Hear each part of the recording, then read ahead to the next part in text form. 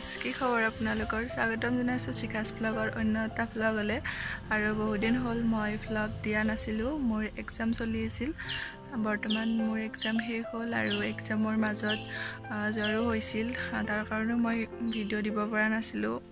জ্বৰ বৰ্তমান ভাল পালোঁ। তাৰপিছত এক্সাম শেষ হ'ল আৰু কৰোণাৰ ভেকচিন ল'লোঁ।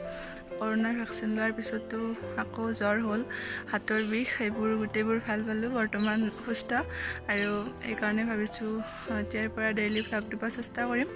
আশা কৰিছোঁ আপোনালোকে চাই ভাল পাব। যদি ভাল পায় লাইক কৰিব, কমেণ্ট কৰিব আৰু চেনেলটি ছাবস্ক্ৰাইব কৰিব। এতিয়া ৰাতিপুৱা ভাত পানী খাই আজৰি হ'লোঁ। এতিয়া অলপ এনেই পিছফালে বহি আছোঁ। দিনটো কি কৰোঁ আপোনালোকক দেখুৱাই যাম। আশা কৰিছোঁ শেষলৈ ভিডিঅ'টি চাব। এয়া আমাৰ ঘৰৰে কল হয় আৰু এইখিনি পাৰি আনিছে। কল আৰু আলু ভাজিম। এতিয়া মই দুপৰীয়াৰ ভাত বনাবলৈ আহিছোঁ।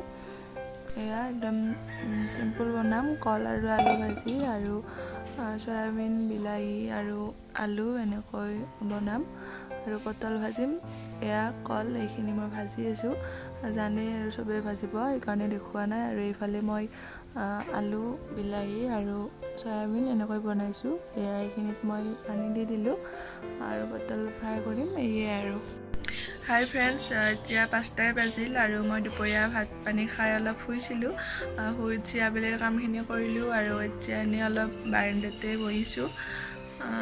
দিনটো ইমান গৰম, ৰাতিপুৱাতো এবাৰ গা ধুয়ে বাৰু, কিন্তু আবেলিও মই এবাৰ গা ধুওঁ। এতিয়া যাম গা ধুবলৈ। গা ধুই আপোনালোকক লগ পাই আছোঁ। ভিডিঅ'টি চাই থাকিব। তাৰ লগতে মই আপোনালোকক এটা বস্তু দেখাই লওঁ। এইডাল মানি প্লেণ্ট হয়, কিন্তু আনিবৰ বহুত দিনেই হ'ল। মই নাজানো কেনেকুৱাকৈ ৰাখে। মই ফাৰ্ষ্টে বটলত ভৰাই থৈ দিছিলোঁ আৰু কিন্তু বটলত থওঁতে এয়া বহুত দীঘল হৈ গৈছে, কিন্তু পাত হোৱা নাছিল।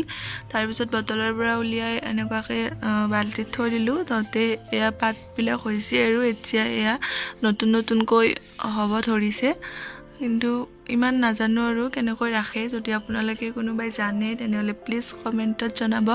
আৰু মই ৰুমতে থৈ দিছিলোঁ, কিন্তু বৰ্তমান আৰু ৰুমৰ পৰা উলিয়াই দিলোঁ। চাওঁ, ইয়াতে এনেকৈ দি দিছোঁ। যদি এয়া দীঘল মানে এয়া বেছি হয় আৰু পাত, তেনেহ'লে এইবিলাকত কেনেকৈ বগাই যাব আৰু সেইকাৰণে ইয়াত এনেকৈ থৈ দিছোঁ। কিন্তু এনেকৈ ৰাখে নে কেনেকৈ ৰাখে মই ভালদৰে নাজানো।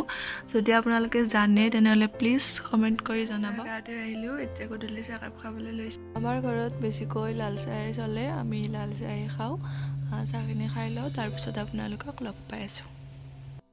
বনাবলৈ আহিছোঁ ৰাতিৰ ভাত আৰু আজি মই বনাম মাংস। এয়া ব্ৰইলাৰ হয় আৰু এইখিনি প্ৰথমতে বইল কৰি লৈছোঁ। এয়া চাওক কেনেকুৱা তেল ওলাইছে। সেইকাৰণে আমি মাংসখিনি আগতে বইল কৰি লওঁ অলপ, তাৰপিছত বনাওঁ। আৰু এয়া মাংসৰ কাৰণে মই আলুখিনি ভাজি আছোঁ। আলুখিনিও মই ভাজি লওঁ আৰু এতিয়া এয়া মাংস ভাজি আছোঁ।